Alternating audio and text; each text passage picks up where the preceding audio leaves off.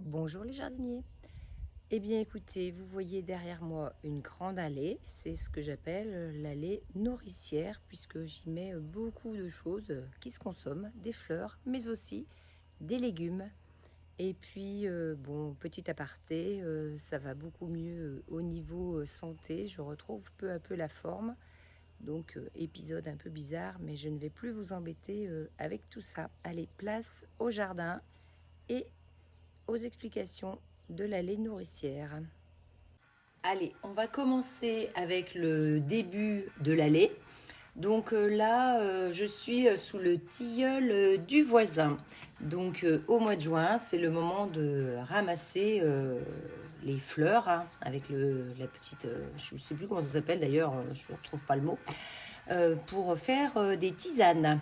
Donc en fait, c'est la première année que je cueille vraiment ce tilleul. Mais j'ai quand même encore besoin de vous parce que j'avais lu ou j'avais entendu une fois que le tilleul à grosses feuilles n'était pas très bon à la santé. Qu'il fallait préférer le tilleul à petites feuilles. Alors, j'avais déjà posé une fois la question, mais je la repose encore si quelqu'un a des connaissances sur ce sujet. Parce que, bon, je ne voudrais pas me rendre malade en consommant ce tilleul. En fait, je n'en ai pas ramassé beaucoup parce que je n'ai pas beaucoup eu le temps et que ça va très très vite. Il faut vite passer à autre chose parce que dès que ça commence à faner, on ne peut plus utiliser les fleurs pour la tisane. Donc voilà, j'ai fait assez vite. Voilà. Par contre, ça sent très très bon. Allez, on va continuer avec l'allée, mais cette fois-ci en face, de mon côté. Donc là, on a le rosier Banks. Donc voilà, il est déjà fané maintenant, mais voilà, il a été en fleurs. Alors, la première chose comestible, eh bien, c'est une tomate hein, qui est au pied. Ensuite, on a le jasmin. Alors, lui, il sent très très bon en ce moment. Donc là, ça, je pense pas que ça se consomme. Enfin, encore que, je n'en sais rien. En tout cas, c'est juste pour la déco. Là, on voit ça butine, évidemment, avec les bonnes odeurs qu'il y a. Ça ne peut que butiner. Donc là, évidemment, qu'il n'y a rien au pied parce que voilà, il a bien besoin de tout son pot. Ici, eh bien, on a la vigne qui m'avait donné un excellent raisin blanc l'année dernière. Donc, je ne l'ai pas taillé parce que j'ai toujours pas bien compris comment on taille la vigne. Donc voilà, ça se passe très bien sans taille pour l'instant.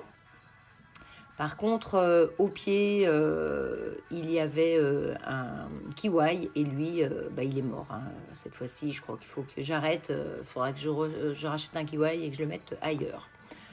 Donc là, on continue avec pied de tomates. Donc là, il y a des fleurs de souci, qui d'ailleurs sont comestibles elles aussi. Donc il y a pas mal de tomates, hein, donc tout ce que l'on voit le long du chemin, beaucoup de tomates et des fleurs évidemment parce que je ne veux pas mettre que des légumes, donc j'agrémente entre les légumes et les fleurs tout au long de l'allée. Donc c'est pour ça que je dis allée nourricière. Et là, eh bien, j'ai encore le raisin du voisin, mais cette fois-ci c'est un raisin noir, un raisin qui est bon ces dernières années, alors qu'avant, il n'était pas bon. Donc c'est vraiment dû, je pense, au réchauffement climatique. Hein, il a davantage de soleil, donc il est bien meilleur qu'avant. Au départ, je ne pouvais pratiquement pas le manger, et là maintenant, je le trouve très très bon. Et il est très très fourni surtout. Donc là, on continue. Donc toujours des tomates, des fleurs et cette fois-ci, alors ça doit être un potimarron, je ne sais plus exactement, mais vu que ça part loin, c'est soit du potimarron, soit de la butternut. Bon, on verra plus tard dans l'année. la confirmation. J'ai pas le courage de retourner chercher la petite étiquette au fond. Là, bah, on est toujours chez le voisin, hein. On a aussi le péché du voisin qui donne chez nous. Bon, cette année, lui, par contre, il n'a pas énormément de pêche. Il en a beaucoup moins que d'habitude.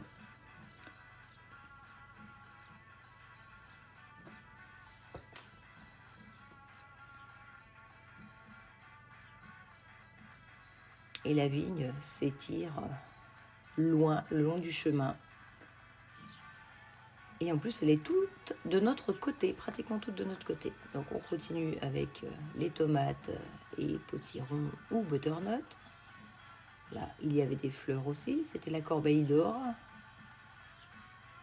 qui est maintenant fanée.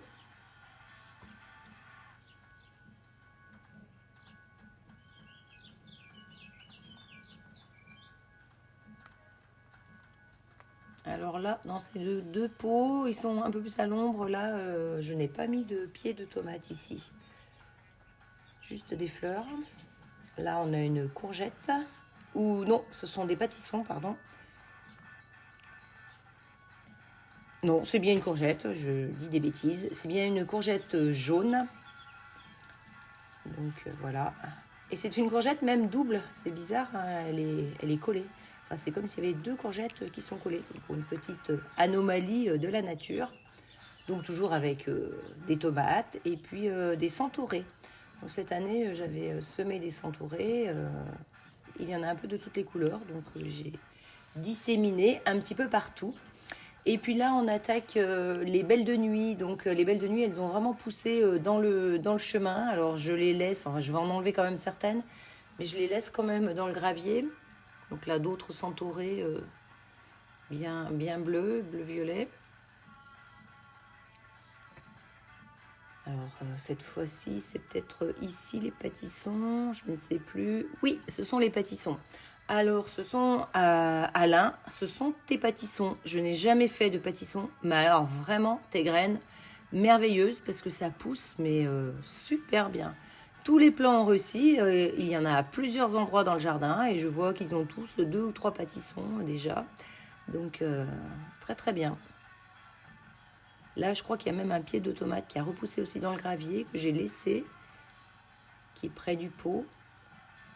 Donc là, j'ai aussi, je ne sais plus, de la mélisse aussi qui pousse. Donc la mélisse, j'en ai de partout. La mélisse, ça me sert pour les tisanes. Là, j'ai un pied de physalis. Donc pareil, des physalis que j'ai semé au printemps. Donc toujours des tomates, évidemment. Donc toutes mes tomates ne sont pas en pot, hein, mais là c'est vraiment le coin, enfin c'est l'allée, hein, parce que c'est pour gagner un petit peu de place, parce que pour ceux qui me suivent depuis un certain temps, ils savent que je cours après la place chez moi, hein. C'est un jardin urbain, on n'a pas beaucoup d'espace, donc tous les espaces sont bons à réquisitionner. Donc cette allée qui ne sert enfin, à rien, si, elle sert d'allée, mais voilà, j'essaye de lui trouver de la place, enfin une utilité on va dire. Donc là on a encore de la courgette, toujours des fleurs, des tomates. Et là ce sont des belles de nuit, oui ce sont bien les belles de nuit, parce que là je filmais un soir, donc elles étaient déjà en fleurs. Alors là pareil, on a des choses qui courent, donc je ne sais plus exactement. Donc là, c'est encore des pâtissons, oui. Et l'autre, ça doit être potimarron, je crois. Pour l'instant, il n'y a pas de fruits encore chez eux. Là, on a un pied d'aubergine. D'ailleurs, c'est ma seule aubergine cette année que j'ai mis dans un pot, qui n'est même pas très grand. Mais bon, je ne réussis jamais très bien les aubergines. Donc, bon, finalement, voilà, on laisse un peu tomber cette culture. Donc j'ai un pied histoire de... Là, il y a du basilic aussi. Donc, et dans ces pots, il y avait de la salade avant. Mais bon, maintenant, évidemment qu'il fait beaucoup trop chaud près le long du mur. Hein. Donc, je mets des choses plus d'été. Donc là, j'ai les fameuses amarantes. Donc amarantes, pareil, que je n'ai jamais faites. Donc, Il va falloir que je découvre comment ça se consomme, ou si peut-être que je la consommerai pas, j'en sais rien. Là, c'est un pied de poivron. C'est pareil, c'est le seul pied de poivron que j'ai cette année. D'habitude, j'en ai un petit peu plus, mais là, je n'en ai qu'un seul. Et puis, bien sûr, on va arriver à la tour à fraises que vous connaissez. Donc, dans le pot là qui paraît vide, c'est le safran. Donc, le safran de Geneviève. Et voilà, la tour à fraises qui finit le bout de l'allée. Enfin, il y a juste encore un bac derrière. Donc là, ce sont les dernières fraises. J'en ai plus beaucoup. Donc c'est une variété, je pense, qui était un petit peu plus tardive. Et je ne sais même plus ce que c'est, parce que comme tout a été mélangé, je ne sais plus vraiment. Donc là, dans le petit pot violet, on avait de la menthe chocolat. Mais finalement, la menthe chocolat, elle s'est fait aussi envahir par une autre menthe qui est venue se semer toute seule dans le pot. Et puis là, eh bien, j'ai des tomates aussi, du chou. Il y a aussi un chou dans ce bac qui est plus gros. Et dans l'allée, j'ai failli oublier le recoin. Donc ici, nous avons la valériane qui est fanée maintenant. J'ai plus qu'à couper toutes les tiges, mais elle devrait refleurir un petit peu plus tard. Alors en pot, on a les deux arbres. Donc le premier, c'est le néflier du Japon à gauche. Et à son pied, évidemment, qu'il y a aussi plein de choses comestibles. D'ailleurs, on a un pêcher qui a repoussé tout seul, donc je ne sais pas lequel c'est derrière. Et puis on a donc une courgette là devant. Et puis non, le reste ce sont des fleurs. Et puis ici, eh bien j'ai le nectariné. Mais bon, le nectariné, très peu de fruits cette année. Donc on voit une nectarine ici, il y en a une ou deux autres, mais c'est vraiment léger. Et puis lui, pour l'instant, au pied, il a eu de l'ail un petit peu, mais pas grand chose. Et puis là, j'ai un autre abricotier qui pousse dans un pot. Allez, cette fois-ci, j'ai quitté l'allée, c'est le cas de le dire. Et je vais vous laisser sur ces fleurs de tournesol qui sont déjà toutes épanouies. Et ça ne dure pas bien longtemps le tournesol. Donc je viens d'en semer d'autres. Allez, je vous dis au revoir les jardiniers. À bientôt.